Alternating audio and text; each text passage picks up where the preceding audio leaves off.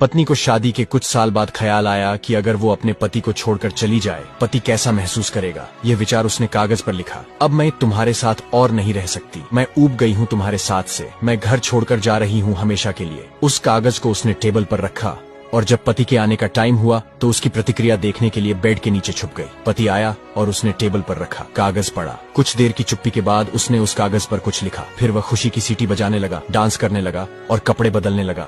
फिर उसने अपने फोन से किसी को फोन लगाया और कहा, आज मैं मुक्त हो गया। शायद मेरी मूर्ख पत्नी को समझ आ गया कि वह मेरे लायक ही नहीं थी, इसलिए आज वह घर से हमेशा के लिए चली गई। इसलिए अब मैं आजाद हूँ तुमसे मिलने के लिए। मैं आ रहा हूँ कपड़े बदल कर तुम्हारे पास। तुम तैयार होकर मेरे घर के सामने वाले पार्क में अभी आ जाओ। पति बाहर निकल गया। आंसू भरी आंखों से पत्नी बेड के नीचे से निकली और कांपते हाथों से कागज पर लिखी लाइन पढ़ी, जिसमें लिखा था, बेड के नीचे से पैर दिख रहे हैं, बावली, पार्क के पास वाली दुकान से ब्रेड लेकर आ रहा हूँ, तब तक चाय बना लेना। मेरी जिंदगी में खुशियाँ तेरे आने से है, आधी तुझे सताने से है, आधी तुझे मनाने से है।